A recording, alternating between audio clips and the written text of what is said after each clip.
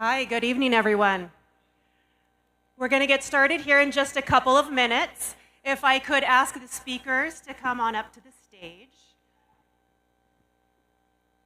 And there should be plenty of time afterwards to meet with the agencies and the home hardening contractors and utilities as well.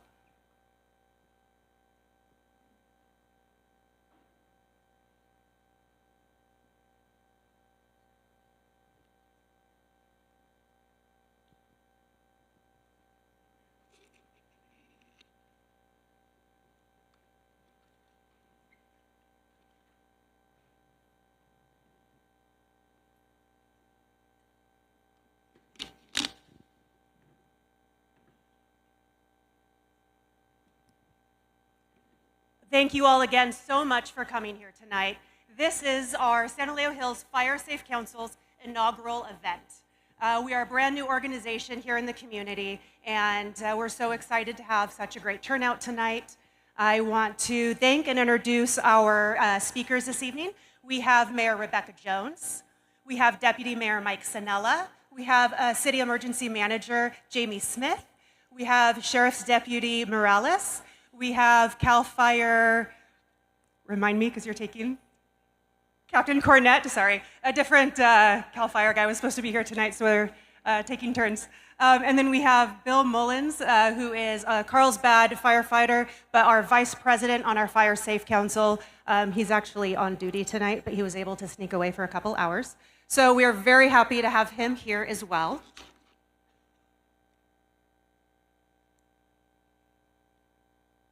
We have our resource partners here in the back, who you've hopefully been able to meet. We have home hardening contractors. We have Mulholland brand, and we have MWF Solutions. Both of them are going to be your metal gates and privacy fencing for your home. We also have Branguard vents over here, and they are the fire-rated vents, one of our personal favorites in the industry. They will come out and do free assessments of your home and let you know exactly what you need to do to harden your space. We also have our local utilities. We have SDGE. We have Vallecitos Water District. We also have EDCO Disposal here. I actually just met Matt for the first time last week, the general manager of EDCO, at a chamber event. And I was telling him about our event tonight. And he said, you know what, we are really, really struggling with battery fires at our facilities and in our trucks. And when we have a fire in our truck, we have to dump our load. It could be on the freeway. I know we had one here in San Elijo, I think a month or two ago. So it's amazing to think that we can bring everyone here at an event like this, and that fire prevention can start at home as easy as recycling your batteries the right way. So these fires aren't starting in trucks around the community. So they have some great information for you here as well tonight. We also have our insurance experts, Paul and Sheeta, back at the Fire Safe Council table. They both come with years and years of experience and would love to answer your questions for you. If you've recently been dropped, if you're afraid of being dropped, or you just want to figure out what the best thing to do is not to get dropped, they can help you fill in those gaps. I also wanted to spend a moment talking about what a Fire Safe Council is. It's the first one here in San Marcos, so some people aren't familiar. They think maybe we came up with the name all on our own, but we did not. We are actually part of a larger network of, that rolls up underneath the county and the state level of Fire Safe Councils. So we are our own corporation. We do have our own 501c3 designation, but what we've done by starting this council is we've just unlocked a ton of statewide resources for San Marcos and our community. CALFIRE comes out with grants once, sometimes twice a year, but you have to be a specific organization in order to apply for those grants. One of those organizations is a Fire Safe Council with a 501c3 designation. So our organization just applied for about $150,000 worth of CALFIRE grants to bring extra resources into our community, extra brush clearing where we need it most, and extra education opportunities. So we have been able to tap into those resources, and we also can tap into training resources for our council. Earlier this spring, CALFIRE put on a Defensible Space Assessors course. It was a 2-day class where different organizations could take that And one of those that was allowed was the Fire Safe Council volunteers or board. So a couple of us got CALFIRE certified to do those defensible space assessments, which is a great neighbor-to-neighbor, peer-to-peer approach of what you can do at your home to prepare for wildfire season. And I almost forgot to mention the bags that everyone got when you came in. If you did not get one, please go back and grab one. They have QR codes on the front of them. 2 QR codes. One says resources and one says donate. As I mentioned, we are a 501c3. And the resources QR code will take you to our link tree. And that's going to be your resources to our website, to our socials.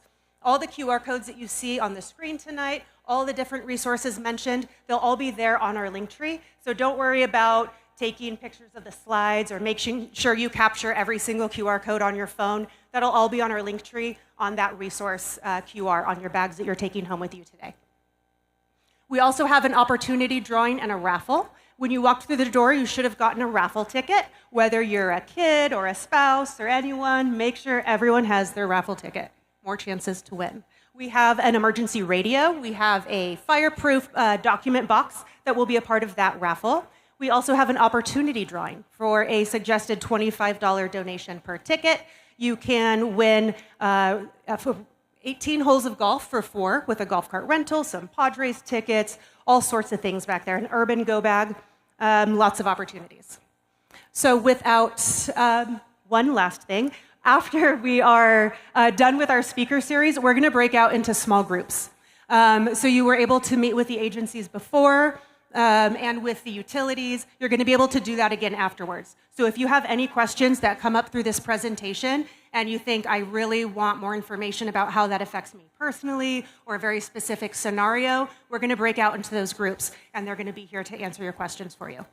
Now, without further ado, I would like to introduce Mayor Rebecca Jones and Deputy Mayor Mike Sanella.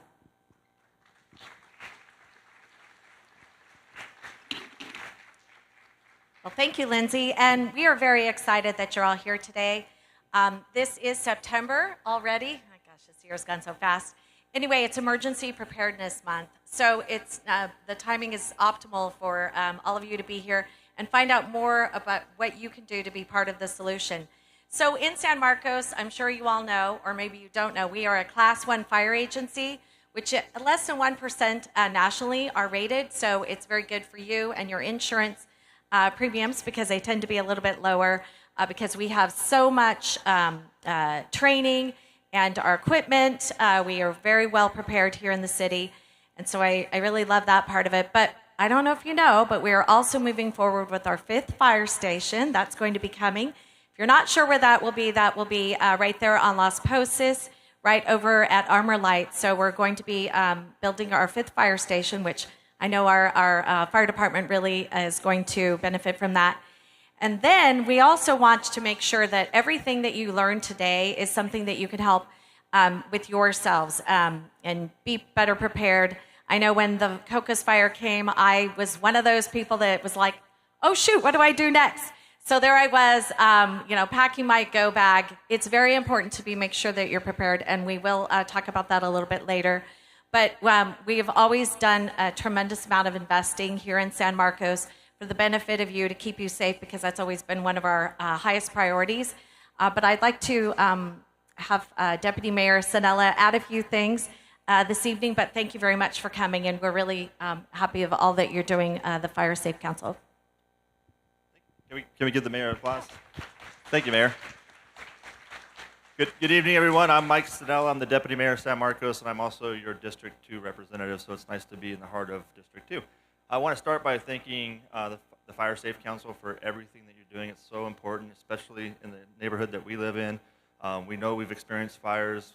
We have in the past. We unfortunately will probably again in the future, and it's good to be prepared, and that's what tonight's all about. And so in addition to all of the neat things that the mayor just mentioned about the new fire station and our Class 1 phenomenal fire department, there's a couple of other tools that have been implemented recently. Has anybody heard about the helipod? I call it a helo hydrant. Has anybody heard about that? So this is, we don't have a picture, unfortunately, but but Vallecitos does. So this is something I started working on. Vallecitos really started working on it, but I was on the board, and then it kind of finished off when I got onto the city council. But if you think about a fire hydrant, but for helicopters, and so we've deployed one of these. It's a partnership between Vallecitos, CALFIRE, and the city of San Marcos, and it's over in the hills that are kind of surrounding the neighborhood of Santa Fe Hills, which is on the kind of the opposite, the northern side of the city. And so what it provides is the firefighters and their helicopters, when there is a fire, they can swoop in, and it's directly connected to one of Vallecitos' water tanks, and within 5 minutes it fills up with clean water, which is important, and they can go, suck it up and then go, drop it somewhere and then come back and do it again. That clean water is very important because while they typically will go into ponds and lakes and stuff, they suck up fish and branches and leaves and all kinds of gunk, right? And so that clogs the system and slows them down. So, and then lastly, another really neat tool that was implemented recently, just right across the street. Has anybody been walking around Double Peak Park and seen the new tripod up there with the cameras on it? A few of you have. So that's exactly what that is. It's cameras. They're fire cameras, and that's a program that's been launched statewide through UCSD, and there's just under 1,200 cameras now staged throughout the hills of all up and down California, and those cameras are packed with technology.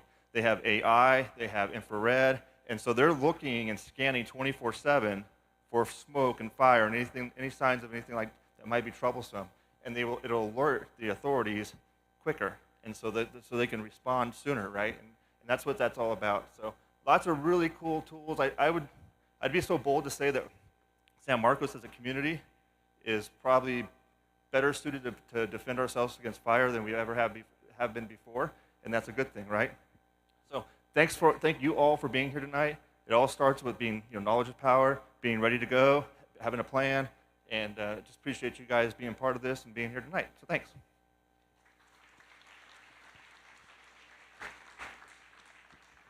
Thank you so much. Next up, we have Emergency Manager Jamie Smith.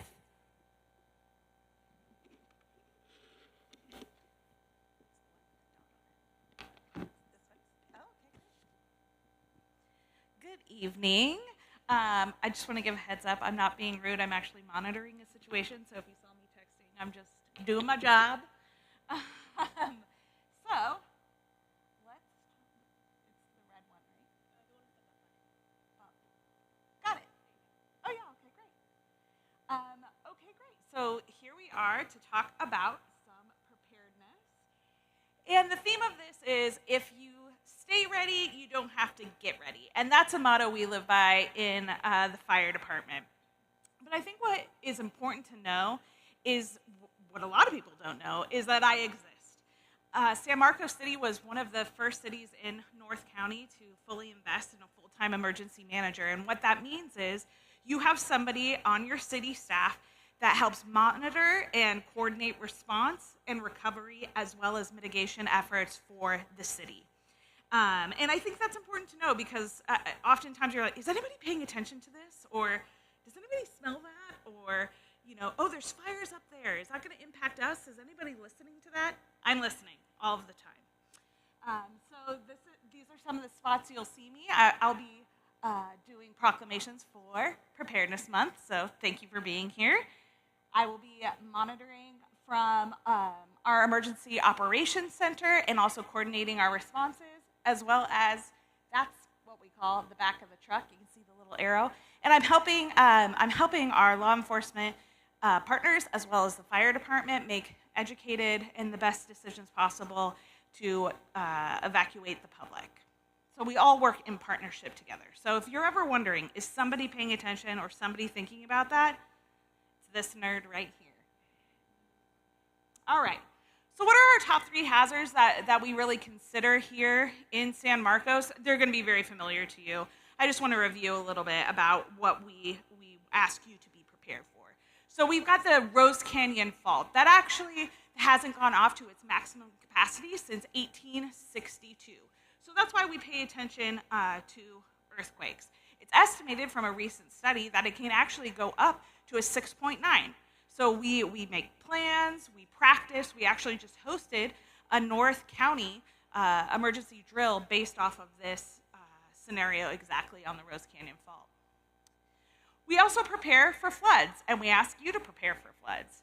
One item you may not be aware of is that during floods, which I'm sure we all remember the catastrophic floods that happened about a year ago in southern San Diego, we will ask you to report infrastructure damages through our city app. If you don't have the city app, download it. It's a great resource. But if you notice down trees, down power lines, major potholes, anything like that, it allows you to report that, and it goes directly to our staff to suss out where the priorities are. So that's an important app to have, especially when it's coming to us asking you to report damages that you see in the city. Of course, wildfire, which is why you're here. I don't have to remind anybody here about COCOs. So what do? We are asking you, please, free resources. This QR code here leads you to alertsandiego.org. At that website, you can fill out your own personal action plan. Within that action plan, you can see here, it's going to prompt you for things that you may have not thought about. For example, one important contact to have, and you can list it right here. Who remembers phone numbers anymore? They're all on our cell phone. But you can list an out-of-state contact. Why is that important? Because maybe the cell phone towers in our immediate area where they connect us to local people might be compromised, but you can get calls outside. So you want to make sure that you have an out-of-state contact, which is something that people don't often think about, but you could have right there in your plan. There's also instructions per hazard in this plan. So if you're stressed and you don't really remember what the steps are, in the beginning, it'll talk to you about hardening your home and things you can do to help. But also in the response mode. Okay, where do I find information and what does that mean again?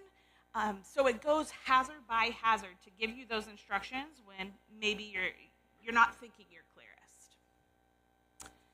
Another piece in your plan will remind you, it's very confusing sometimes when you hear evacuation warning versus evacuation order, especially when those alerts are going out pretty frequently. It's a little confusing, right? So right here in your plan, you can look it up. Warning is set. Get set to go. Make sure your go bag is by your door. Make sure you've got all the considerations that you need for maybe medications, etc. And be paying attention to all of the apps that we've asked you to download so you can get the most pertinent information that you need. Order. That's life safety. Public officials are telling you, go now. Listen to your public safety direction, and if they say evacuation order, that means go. Also listed in the personal plan are a checklist of things that you might put in your go bag. Some items that I think not everybody considers. If everybody remembers the power outage that happened in 2011, kind of caught us by surprise. Many of us got in our cul-de-sacs and had barbecue and actually talked to our neighbors that day. But what was really happening at commute time, people couldn't pay for gas. So any gas station that had, a generator that could actually pump gas, they had credit cards, right? Nope, that's not going to work. So it's important to keep some cash in your go bag because electronic payments might not always work. Another item, portable chargers with all kinds of cords. They're super cheap on Amazon. You can get them anywhere. That way you can make sure that all your devices for your family are charged so you can make sure you're continually getting that information. As well as, don't forget your pets. People do, right? You might have your dog, but your dog has prescription dog food. So, they can't have cornmeal or something like that. I'm speaking from an animal that has gluten intolerance. So it's important to have kind of that go bag so you're not stressed out if your animal is taken care of as well. This is a direct slide from Animal Services, and we contract with Humane Society Emergency Management Team. But they ask us, please, if you know anybody, share the news. You can put tags on your larger animals, right? This isn't your cat or your dog or your 5 birds. This is, your emus and donkeys and horses specifically. But if you know somebody with a horse or you have a horse, there are really inexpensive ways to clip on your phone number or some type of identification. Please microchip your animals. I mean, this is a big issue that people want to make sure that their pets are rematched with them. So these are some examples that you don't have to spend a lot of money to have a fancy halter with your embroidered name on it. You can just do duct tape, your name, your phone number, and that way we can make sure that your animal gets matched with you. Some quirky things that I think I like to include, especially for our littles that might be interested in packing their own backpack, go bag, some Peppa Pig something. Some games, right? They're going to be, or chargers for the iPads. Very, very good to have. Leaving slip-on shoes by the bed. So if your little is going to get up and there's been an earthquake, and this is for all people, but especially kids. Kids are going to hop up and they want to get to you. Well, if there's broken glass on the ground or something like that from an earthquake, you're going to want them to just have access to those shoes to slip on and safely get to you. Treats for your pet. They're stressed out too. Coloring book. But also, this came out of some really big long-term evacuations, especially when we're talking about mental health for our kiddos, is maybe have them put some pictures of friends or family, maybe a journal to write their experiences or stories, maybe a favorite book, something that sparks a little bit of joy when they're in a really, really stressful situation, kind of get their mind off of it or remember some happy things. Now here is the biggest takeaway that I want to get across tonight. This is our brand new premier evacuation platform that San Diego County, across the county, and actually, frankly, across the state, are now using for evacuation information. This app, it's called Genesis Protect. You can get it here at the QR code. You can get it on our Instagram. You can get it at our booth. You can get wherever you need help to download this app, we're going to get it to you. Because what happens is you subscribe to your zone, wherever your address is that you're interested in. Maybe it's your business, maybe it's your grandma's house, maybe it's where your horse is. You can subscribe to those zones, and if that zone switches to an advisory, a warning, or an order, you get a pop-up notification immediately on your phone, which is significantly faster than the wireless emergency alerts that may not be as accurate. So let's say you get a wireless emergency alert. We've all heard them, beep, beep, beep, beep, beep. You're driving through the area. You're like, I'm not sure that's for me. Is that for me? You go and you can verify the emergency information in this app, whether it applies to you or not. So, like I said, please download this app. Help our seniors download this app. We want to get the fastest possible notification to you as we can. So what does that look like? Here you can see that the little zone has turned red. That's an evacuation order. When you touch that red zone in your app, it's going to give you the information of where to go and if it's an order or a warning. But you're going to know if it's a warning because it'll be yellow. Yellow is that set, get set. And there will also be directions in there. So this is what that message will look like when you click on the app. See how there's a lot of information here. And again, if you get that wireless emergency alert, you're not sure if that applies to you, come in here, see if it applies to you.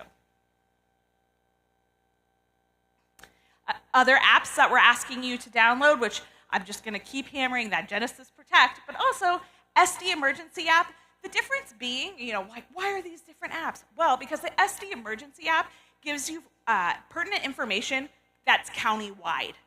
So while there might be an incident happening maybe in Poway and it's a boil water notice, they're going to pump that out on the SD Emergency app, and you're going to be aware of it. Maybe you work in Poway, and you need to know. So the SD Emergency app has a lot of county-wide notifications. Alert San Diego, you can opt in for our reverse 911 for any location that you desire, as well as multiple languages, and SDGE alert.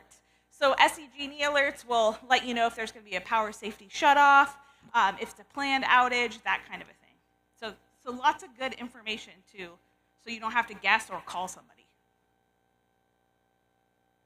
I also want to promote that we are having a huge preparedness fair as well at the city at 3 Civic Center Drive. That's the community center for the Parks and Rec.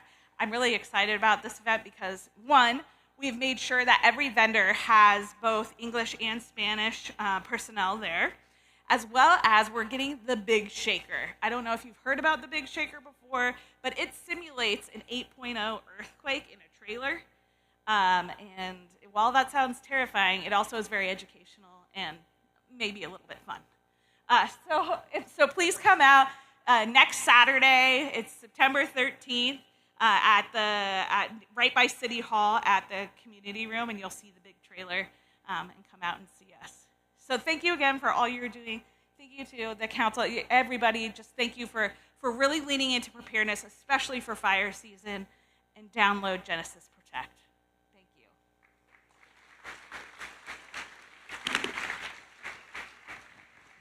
Thank you, Jamie. Fun fact, we actually have toddler daughters, both named Alex Smith. Yeah, it's random, right? Well, thank you so much. Next up, we have Deputy Morales.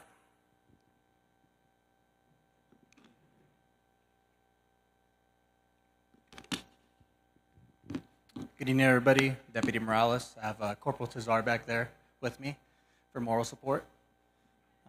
So during fire evacuations, law enforcement plays a lot of key roles with the fire department. We coordinate some command posts, which we call the IC, which is the Incident Command Post.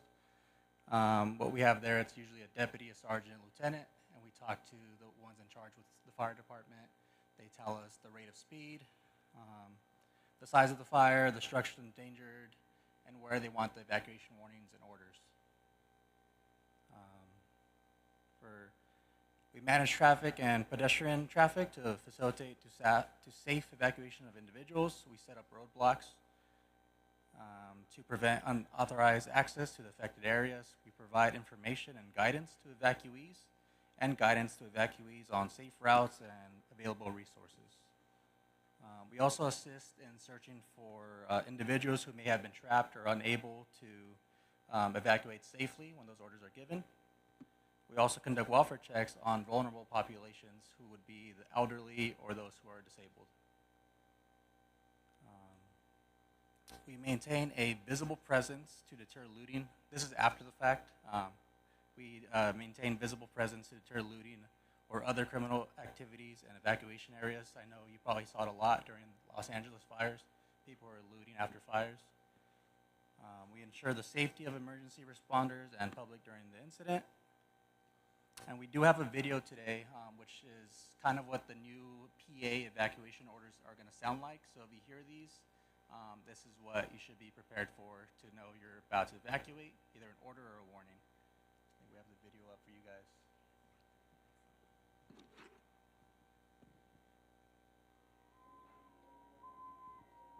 Patrol cars in San Diego County are now equipped with a high-low. This unique sound is different from sirens you hear when deputies and officers respond to emergency calls. High-low quickly alerts entire neighborhoods that they are in immediate danger. This warning system will be used during wildfires, flash floods, earthquakes, and other natural disasters, or critical incidents requiring the evacuation of a particular area. When you hear this sound, you must evacuate immediately. To receive evacuation notifications during an emergency, register your cell phone with Alert San Diego and Accessible Alert San Diego at alertsd.org. Follow your local law enforcement and fire agency on social media, or stay up to date by watching the news. Remember, when you hear the high-low, it is time to go.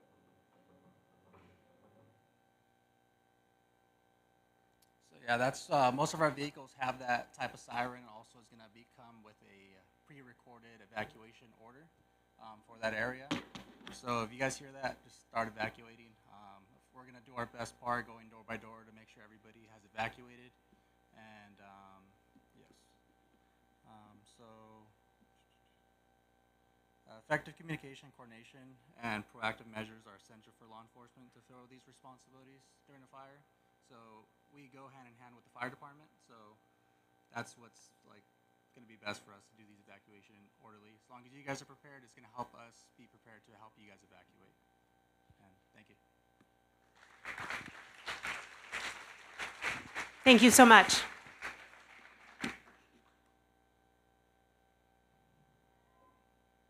Next up, CALFIRE. And this is not Thomas Schutz. Hello, my name is Mike Cornett. I am not Thomas Schutz. He was unavailable this evening.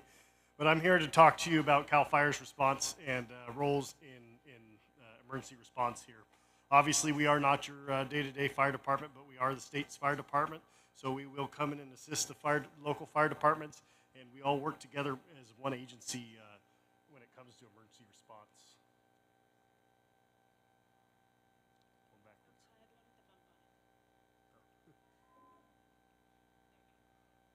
So this is CALFIRE's mission statement. We serve and protect the citizens of California. We respond to all types of different major emergencies, wildland fires, earthquakes, flooding, large hazmats. In this community, we'll work to support the fire department having jurisdiction, and it's one seamless response from CALFIRE when it comes to emergency response. This is achieved through our cooperative agreements, through mutual aid, automatic aid that we have with the local fire departments. We also operate the county fire department in San Diego, as well as the Deer Springs Fire Department right up the freeway from us. And we also have all of our resources are strategically staged. So we have air attack bases that are 20 minutes apart from each other. We have fire engines that are strategically placed that we are able to keep those fires 10 acres or less 90% of the time. And that's essentially our goal as a department, is to minimize the threat to life and property and to keep the fires as small as we can. When we talk about state responsibility and some of the responsible parties for wildland fires, you can see that the yellow areas are areas that we consider state responsibility area, and that's an area where CALFIRE is responsible for wildland fire suppression, and we're going to bear that cost. The areas in white, or kind of this gray area, are local responsibility areas, and that's an area that's really more urban, and it's not a wildland or a watershed area, so that's where your local fire department's going to be in charge. Some of the equipment that you see here are the apparatus and airplanes that we use. We are getting a new C-130 airplane in Ramona probably around next year. We also have hand crews, fire engines, water tenders, and bulldozers. So we're really geared towards wildland, but we have a lot of different capabilities. We're able to respond to floods and different types of stuff with all of this equipment that you see here. California's fire season is not a fire season anymore. It used to be 9 months, where it would be summer through late fall, and then once we get the rain, we would be able to downstaff some of our equipment in our stations. That's not the fact anymore. We're year-round fire season. We saw the devastating fires in January in Los Angeles this year, and it's not a matter of if it's going to happen, it's a matter of when it's going to happen. So that's why we're here today, to make sure that everybody's staying prepared, that you're maintaining that defensible space around your home, and you're hardening your home as well. So talk to some of these vendors about hardening your home, making sure those vents are secure, getting rid of some of the dangers around your home is paramount. Currently, we're at 6,500 wildland fires for the year, and burning over 425,000 acres. That is more than our 5-year average.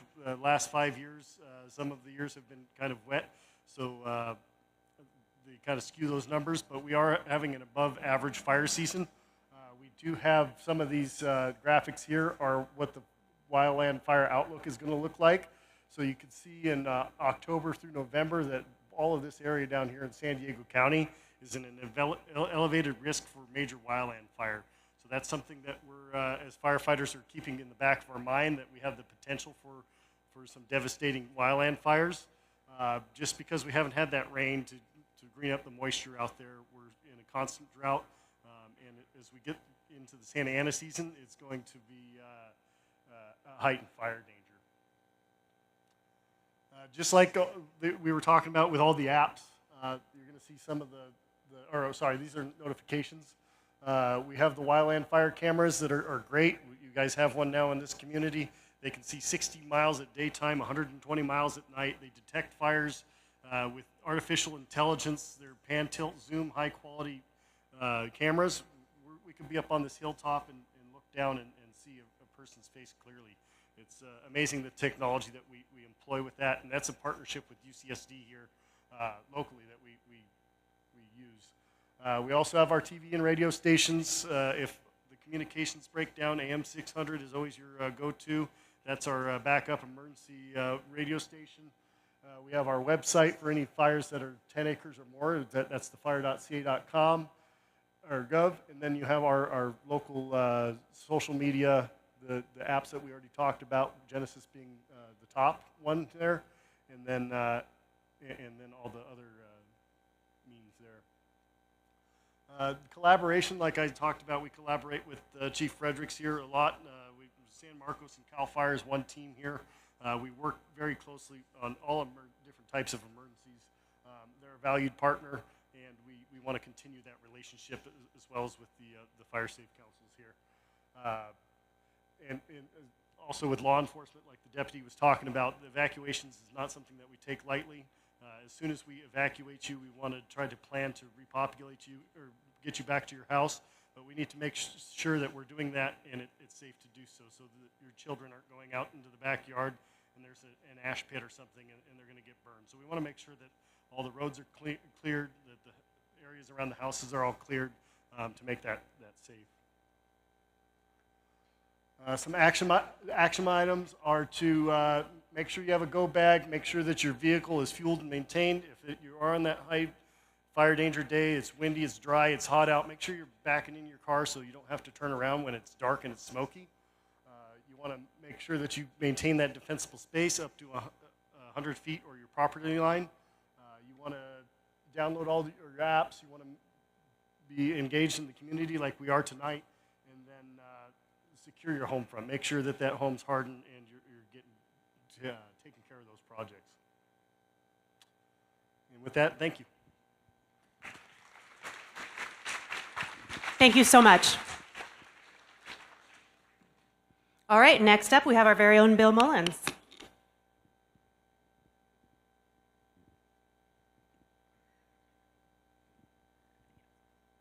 Good evening, everyone. First, let me just say thank you to each of you guys for being here.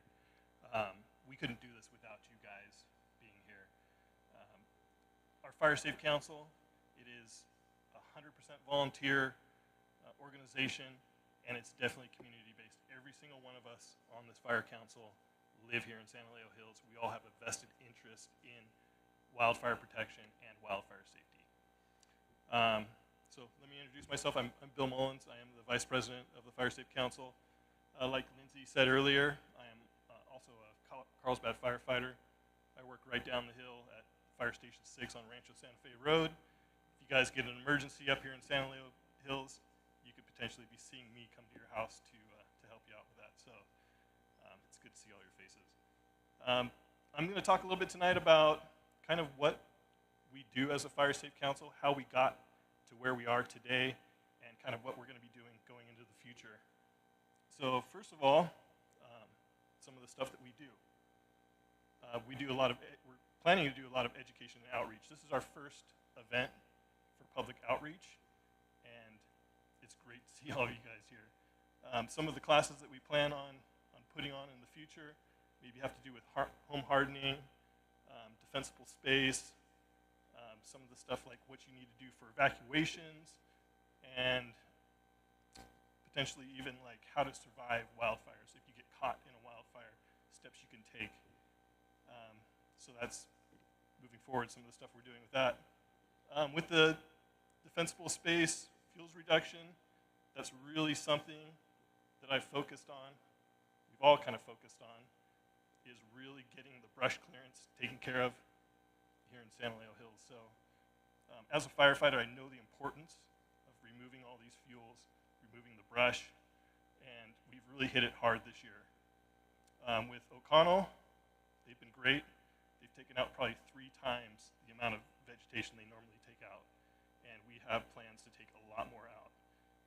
And unfortunately, it's kind of sad to see a lot of the vegetation go, but in today's climate, we really got to stay on top of it, get that stuff cleared out. So in the beginning, we developed our 501c3 nonprofit. We also moved into getting our FireWise USA certification. I don't know if you guys are familiar with that or not. It's a certification through NFPA, which is a national organization, and it basically, you guys can take that certificate and get an insurance break on your insurance. So if you haven't seen that, you can go on our website and download that certificate and send it into your insurance. Some people have seen $50 off of their insurance. Some people have seen their insurance cut in half. So depending on what insurance you have, it may benefit you to definitely turn that in if you haven't done that. Some of the other stuff that we worked on, we also acquired through the San Diego Regional Fire Foundation SAFE grant in the amount of $14,000. We used $4,000 of that to kind of start off our Fire Safe Council, getting our insurance, getting our 501c3, some of the infrastructure stuff like our booth stuff, that type of stuff. But the additional $10,000 we're going to actually be using to give you homeowners rebates on installing metal fences or gates within that zone 0 around your home. So we're going to be kicking that off on November 1st. There's going to be more information to come on that. We're kicking it off tonight. Oh, tonight? We're kicking it off tonight. All right. See, it's always changing. So we'll have that coming for you guys, which is great. We also recently applied for the CALFIRE Wildfire Protection Grant, or Preparedness Grant. We applied for a $150,000 grant through CALFIRE for brush removal. And it's mostly in places that we didn't have brush removal in the past within the entire Fire Safe Council district. Like one of the areas that we were really looking at was next to San Elijo Elementary School. The canyon on the south side of San Elijo Elementary School, full of brush. It comes some places within 20 feet of the school. We identified that that was a big need. However, it costs thousands of dollars to remove that, and we pretty much have about this much money right now, so it's kind of hard to do. But we applied for that. Another area was off Stephanie Court, Sage Canyon Apartments. There's no brush clearance around the parking lot there, so we put in for a grant there, as well as up on Luminara, up on the hill above them, to also clear the vegetation back from the slope where they come down the hill. The third project that we put in for is by Copper Creek Apartments, between Copper Creek Apartments and the Albertsons there in the canyon. There's a spot there where it was missed in our brush management plan. So there's a small section in there that needs to be cleared because the brush goes right up against the apartments. But with that, we also included some brush removal in cottage or creekside cottages just down below. So we tried to add that in as well.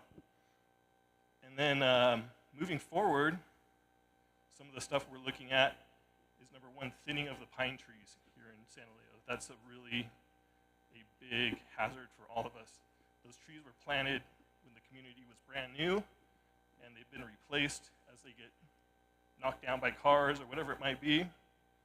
But they pose a huge danger when it comes to ember casting, where the trees catch fire, they throw embers out, and it lights other stuff on fire. So we're trying to thin those out, but same thing, it takes a lot of money, and we're ready to go on doing this stuff. And thankfully, the HOA has really stepped up, and they've taken the reins on getting a lot of that cleared. So that's very fortunate. And then another project that we're kind of looking at in the future is clearing the brush back from the roads in Quest Haven Hills out here. We should have 25 feet of brush clearance on the roads. And as a firefighter, I don't know how I'd feel driving up those roads in a major wildfire, with no brush clearance on the sides. It's a very dangerous spot. So we've identified that as well, and we're going to really work to try to clear that out as well. Also, our social media. If you guys haven't had a chance, follow us on social media. We have a lot of information that we put out almost daily on our social media. And so find us on social media, follow us. Also, don't forget to download all these apps. On our website, we have a Linktree app, or Linktree QR, or a link on Linktree. Linktree has all the information, all the apps they've told you guys to download, all the websites. It's all on our website. So feel free to find all the information there. Also, the city of San Marcos has all that information as well. And with that being said, if you can as well, like I said, we have probably this much money right now. If you guys feel like you would like to donate to our cause, we have all the donation QR codes in the back there. We also have the raffle going on tonight as well, so make sure you sign up for the raffle. A lot of great prizes. I was looking at that golf thing. I might have to go sign up for that, so try to take that one. But with that being said, thank you all for being here. Have a great night. Thank you to the panel for being here tonight as well. Appreciate all of you. Have a good night.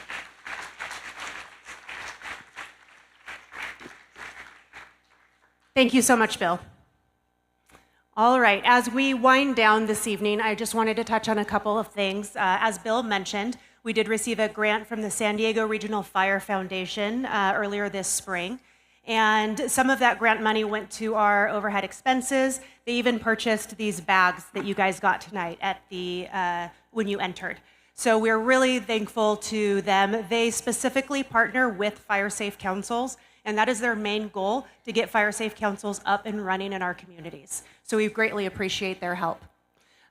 We are launching tonight a $500 rebate grant for homeowners in the area, and the application is on your newsletter. So in your bags this evening, you have our latest newsletter. There's the details of the grant in there, who can apply for it, and a QR code that'll take you directly to the application.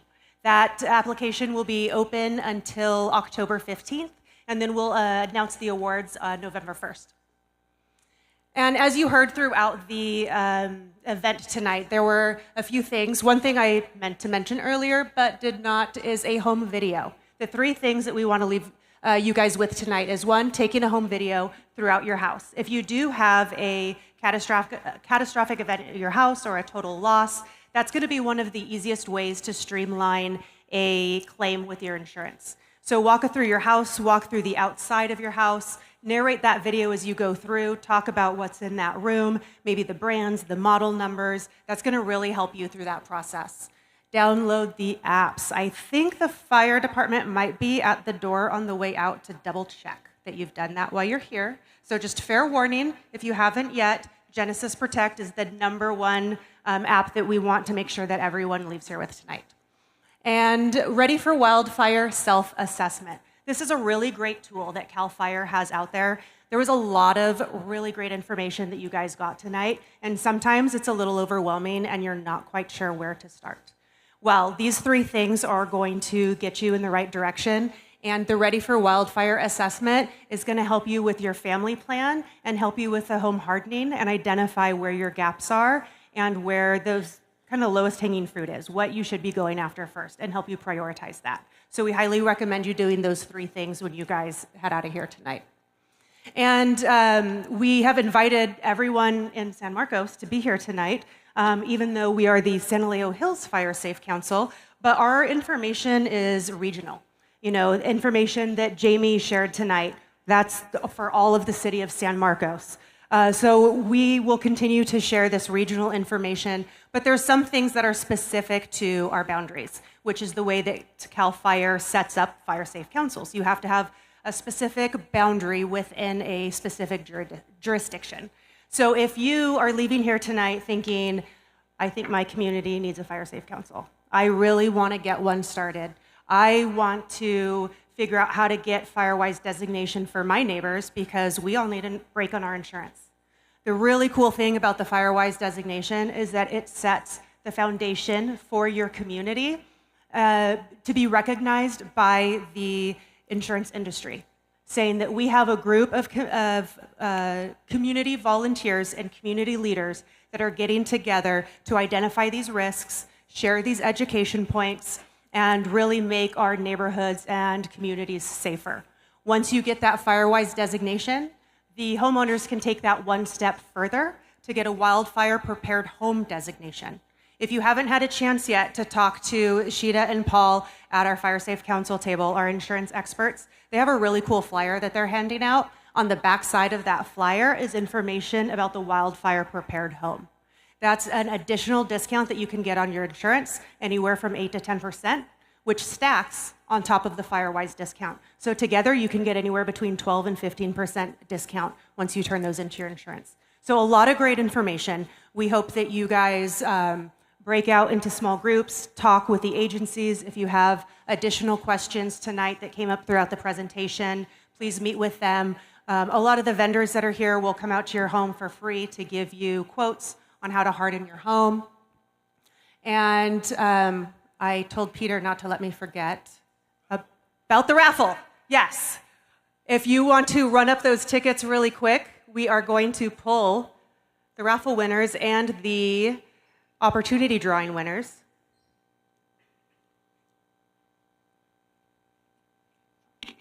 And while we wait for Peter to come on up, I did also want to mention that we are live streaming tonight, and this is going to our YouTube channel. And tonight's program will also be available to watch later. So if someone mentions that they were bummed, they weren't able to miss, or they weren't able to be here tonight, send them to our YouTube channel, which is on our link tree. And you can review all the great information and share that with your neighbors.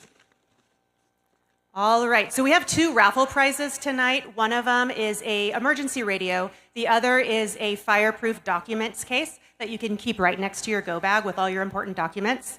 So the first ticket tonight is going to be for the emergency radio. Can I get a drum roll, please? We have number 665070. Nice. Good job, Rick. Emergency radio, you can grab that on your way out the door. All right, the next one is going to be for our fireproof documents case. We have 665077. Do we have a winner? Woo, gentleman in the back. Congratulations. All right, we also had an opportunity drawing tonight. The first ticket is going to be for our Padres tickets? Padres tickets. All right. Actually, you know what? I'm going to have Mayor Jones pick the winner. Grant Parsons. Is he still here? Perfect. Thank you, Grant, for donating. You just won 2 Padres tickets with tailgate parking. We'll ask Deputy Mayor Sanella to pick for, this is for the wine basket in back.